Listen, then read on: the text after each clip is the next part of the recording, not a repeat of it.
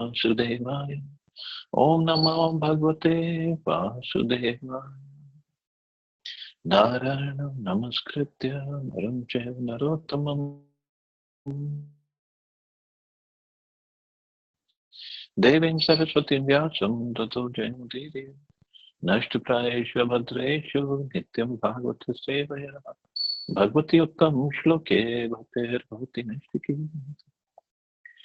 So continuing with the discussion on Srimad Bhagavatam, Canto 2, Chapter 6, Purusha Shukta Confirmed.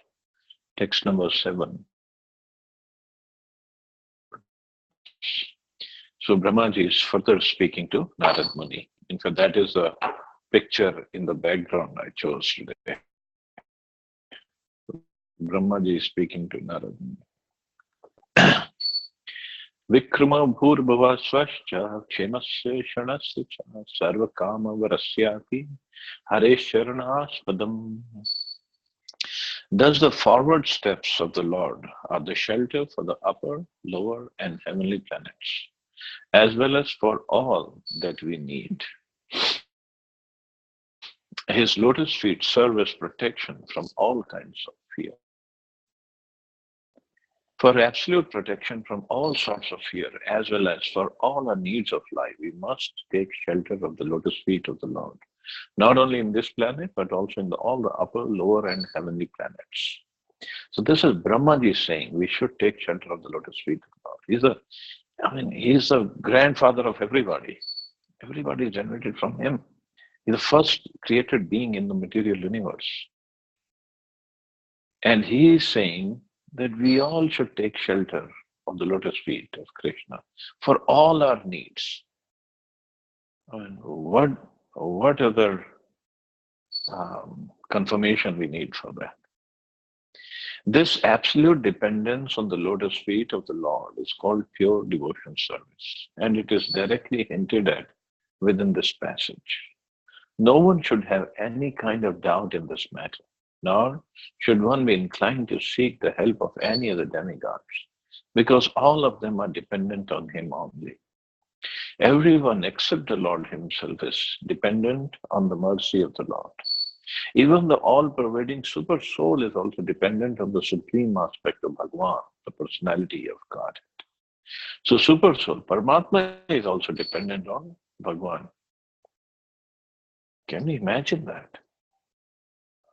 So, but what personality Krishna is, even Brahmaji is saying we should take shelter of him. Apam viryasya sargasya parjanyasya prajapate punsa shishna upasthastu prajatyananda nirvrte. From the Lord's genitals originate water, semen, generators, rains, and the procreators. His genitals are the cause of a pleasure that counteracts the distress of begetting. The genitals and the pleasure of begetting counteract the distresses of family encumbrances. One would cease to generate altogether if they were not, by the grace of the Lord, a coating, a pleasure-giving substance on the surface of genital organs. This substance gives a pleasure so intense. A person is so captivated by this pleasure-giving substance that he is not satisfied by begetting a single child, but increases the number of children, with great risk in regard to maintaining them simply for this pleasure-giving substance. The pleasure-giving substance is not false, however, because it originates from the transcendental body of the Lord. In other words, the pleasure-giving substance is a reality, but it has taken on an aspect of pervertedness on account of material contamination. So, so everything actually in the material world, everything spiritual world comes from Krishna only, comes from the Supreme Lord. And here in the material world, Brahmaji is describing the Virat Roop, the universal form of the Lord, even that every aspect of life, every aspect of the universe comes from Virat Roop, which is material form of the Lord. So that one receives in sex life, that also comes from him. Nowhere else it can come from. But it has become a perverted reflection of the original. Originally, it was supposed to be one can have this communion to beget children, as many children as possible, to for them to be engaged in service of the Lord. But now it's people are becoming more and more sinful, so they use contraceptives, they use different methods for not having pregnancy, but still want to enjoy this act. So it is all coming down to like animal life. Therefore, the sex life in the material world should not be encouraged beyond the necessity. There is a necessity for generating progeny even in the material world, but such generation of children must be carried out with full responsibility for spiritual values. The spiritual values of life can be realized in the human form of material existence. And the human being must adopt family planning with reference to the context of spiritual values and not otherwise. The degraded form of family restriction by use of contraceptives, etc., is the grossest type of material contamination. Materialists who use these devices want to fully utilize the pleasure potency of the coating of the genitals by artificial means without knowing the spiritual importance. And without knowledge of spiritual values, the less intelligent man tries to utilize only the material sense pleasure of the genitals. In fact, this sense pleasure, especially of the genitals, is so strong. It's the strongest in the material world, actually. People commit all kinds of crimes. The whole world revolves around this part of it. And this is it. I mean, that's why material world is also called Methunya Agar. Methunya Agar means um, the prison house of sex life. Material world is called that. But one has to go above it, go beyond it. Text 9. Payoryamasya mitrasya parimokshasya narada hinsaya nirriter mrityur niryasya gudam shritaha. Or Narad, the evacuating outlet of the universal form of the Lord, is the abode of the controlling deity of death, Mitra. And the evacuating hole and the rectum of the Lord is a place of envy, misfortune, death, hell, etc. So these are the evacuating outlets, and means these are the really punishments for the living beings, and that's why Krishna has kept it in the back.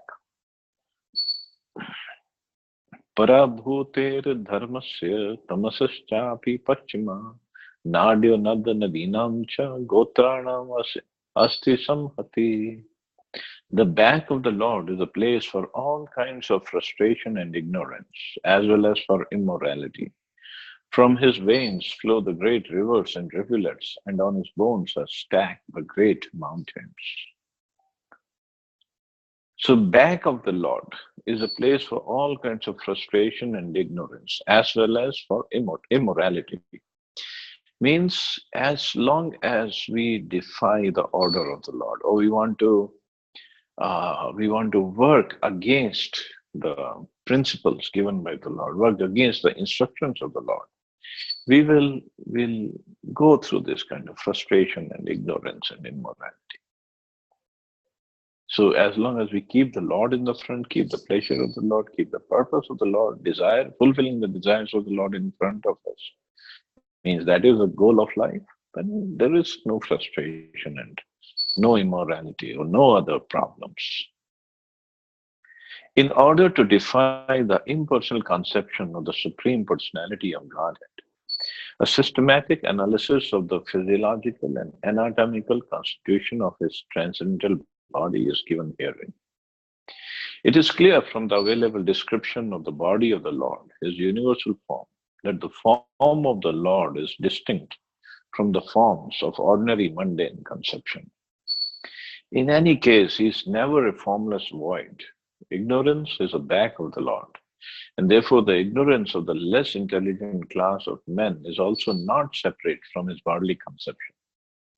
So ignorance of the less, so what Prabhupada is writing is, even if somebody is ignorant of Lord, he is still within the universal form of the Lord because ignorance is the backside of the Lord. That's all. One has to come towards the front.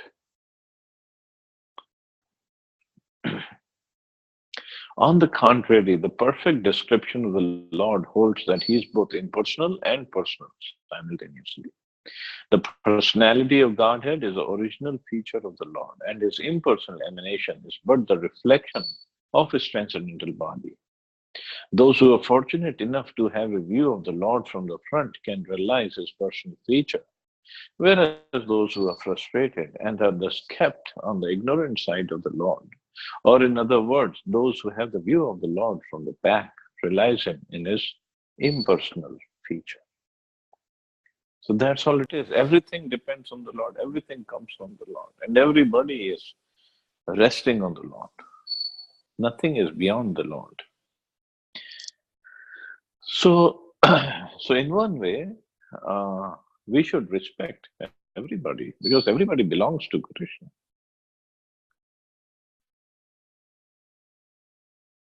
Everybody comes from him. Everybody is maintained on him, with him. In different ways. We don't have to uh, like the philosophy of people who don't uh, properly instruct us to be in the devotional service, but we should at least respect the person. In the sense, he is connected with Krishna. So that is the meaning of loving Krishna. When we love Krishna, we have to love all his creation, all his energies, all his paraphernalia, all his incarnations as well, all his devotees and non-devotees also.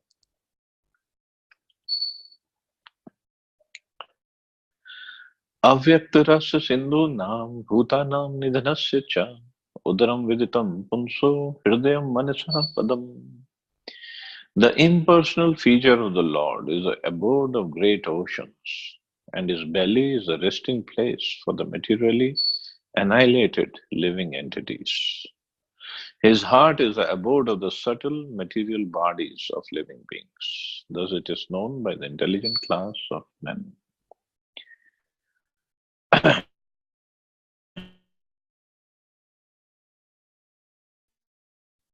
His belly, his heart is the bodies of the living beings.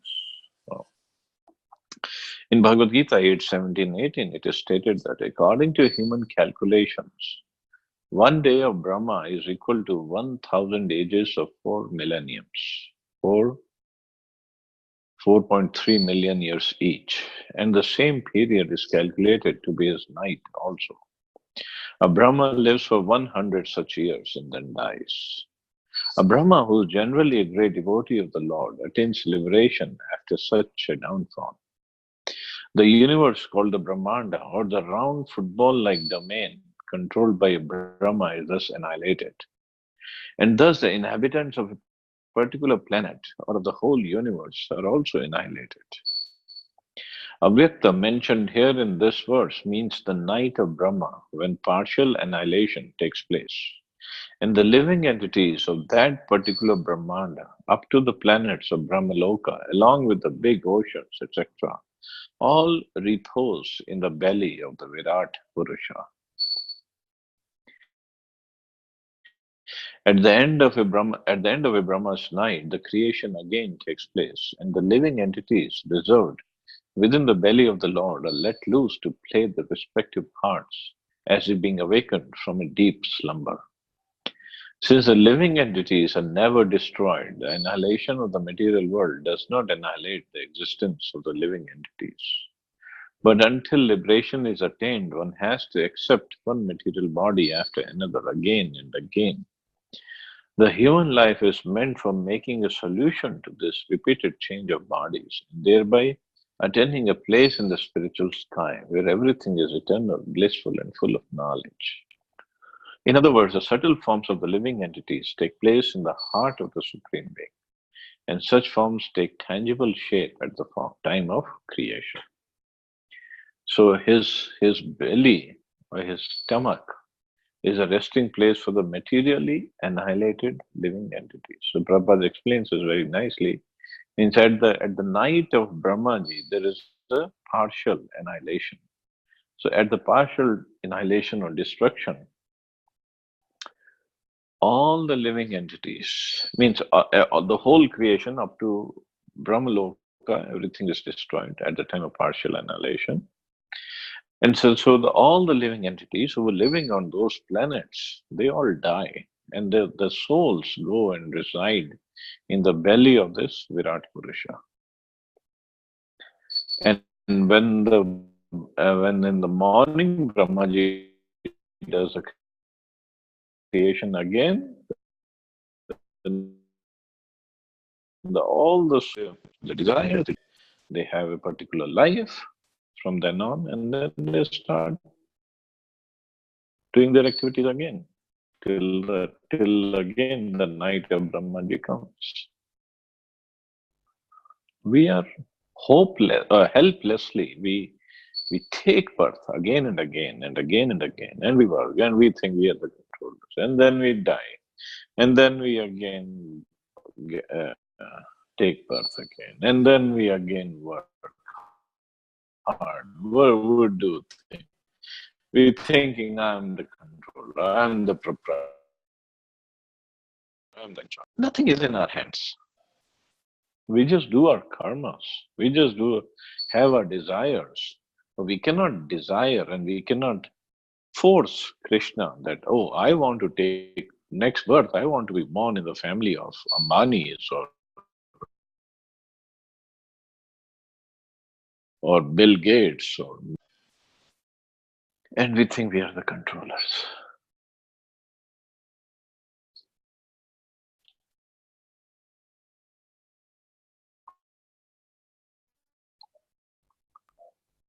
धर्मस्य ममाणं भवस्य च विज्ञानस्य च सत्त्वस्य परस्यात्मा parayanam.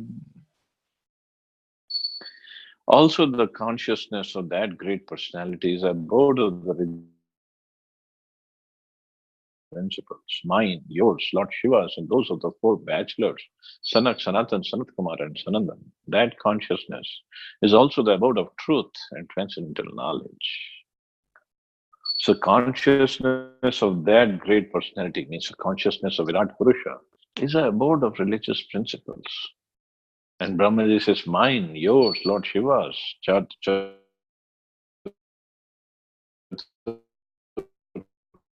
Kumaras. That's it. And that consciousness is a mode of truth and transcendental knowledge. Aham bhavan bhavasya vatayme munyagrajah gandharva apsaraso yaksha raksho bhutgano rajaha pashva pitra siddha vidyadhara charana dhrumaha anecha vividha jiva sthal nabho prasa grihar tavastara stara stalitah stan itnavaha sarvam purush eveda Vishwam Vitastim Adhishtiti. Beginning from me, Brahma, down to you and Bhava, Shiva, all the great sages who were born before you, the demigods, the demons, the nagas, the human beings, the birds, the beasts, as well as the reptiles, etc., and all phenomenal manifestations of the universes, namely the planets, the stars, asteroids, luminaries, lightning, thunder, and the inhabitants of the different planetary systems, namely the Gandharvas, Apsaras, Yakshas, Rakshas, Bhutangas, Bhutaganas, Uragas, Pashus, Pitas, Siddhas, Vidyadhar Charan, and all other different varieties of living entities, including the birds, beasts, trees, and everything that be, are all covered by the universal form of the Lord at all times, namely past, present, and future. Although he is transcendental to all of them eternally existing in a form not exceeding 9 inches. Wow. The Brahmaji is basically saying here, everything rests upon him. They are covered by the universal form of the Lord. And eternally existing in a form not exceeding 9 inches. How did he say in the shloka? 9 inches. He said, with us, just like even if somebody has a big material body, the real thing is the soul inside the body. So the universal form, it covers the whole universe. But the size of that soul, size of Paramatma in that form is 9 inches. Of course, somewhere it is mentioned that size of super soul in our body, in every body, is the size of the upper part of the thumb of that particular body. So for universal form, somehow it is at 9 inches. So that is the size of the super soul universe. The Supreme Personality of Godhead, by his partial representation, measuring not more than 9 inches as super soul, expands by his potential energy in the shape of the universal form, which includes everything manifested in different varieties of organic and inorganic materials. The manifested varieties of the universe are therefore not different from the Lord, just as golden ornaments of different shapes and forms are not different from the original stock reserve of gold.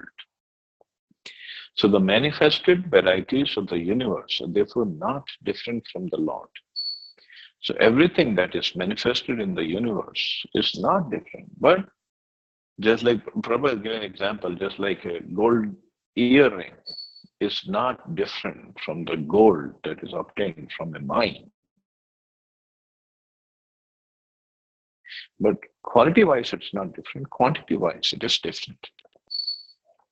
So that's a philosophy that Chaitanya Mahaprabhu gave. Achantya Bheda Bhed Tattva. So there is simultaneously oneness and difference. In other words, the Lord is a supreme person who controls everything within the universe. And still he remains a supreme, separate identity, distinct from all manifested material creation. In the Bhagavad Gita, he is therefore said to be Yogeshwara. Everything rests on the potency of Lord Krishna. And still the Lord is different from and transcendental to all such identities. In the Vedic Purusha Shukta of the Rig Mantra, this is also confirmed. So actually there is a prayer, a set of shlokas, which is called Purusha Shukta. So Purusha Shukta is mentioned in Rig Veda. And it's the sages, they go and worship Lord Vishnu, Kshirodaksha Vishnu. Purusha means that Purusha, and Shukta means like it has two words, Sa, Su, and Ukta. Ukta means speaking, and Su means nice words about him. So they go and speak nice words about the Lord. So here the Purusha Shukta is confirmed because in that shloka, in the set of Purusha Shukta prayers, basically it's all mentioned that you are this, you are that, and everything rests upon you, and we take shelter of you. So here Purusha Shukta is confirmed in this chapter. This philosophical truth of simultaneous oneness and difference was propounded by Lord Sri Chaitanya Mahaprabhu, and it is known as Achantya Bheda Bhed Tattva. Brahma, Narad, and all others are simultaneously one with the Lord and different from the Supreme Lord. We are all one with Him, just as the gold ornaments are one in quality with the stock gold. But the individual gold ornaments is never equal in quantity with the stock gold.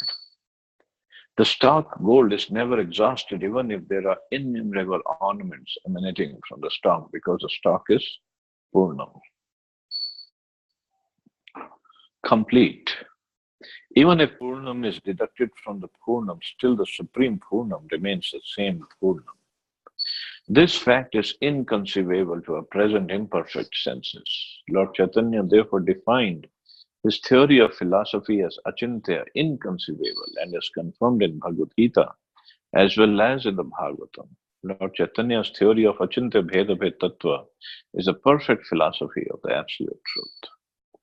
So we all are in quality, same as the Supreme Lord, but quantitatively, we are minute, we are infinitesimal. Krishna is infinite, he is Vibhu, we are Anu. But quality wise, we are same. That's all uh, Prabhupada is trying to explain here.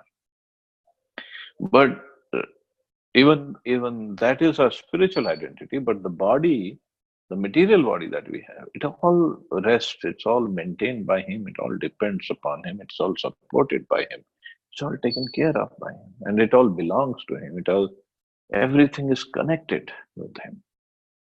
Not just our body, body of everything that we see, every living entity, and every inorganic material, like everything, whether it is wood or cement or iron or plastic or anything, everything is connected with him. Everything depends upon him. Everything comes from him. So that is the vision that we have to develop. Then we will respect all his creation as well. That is devotional service, actually. So anyway, I'll stop here. See anybody has any questions or comments.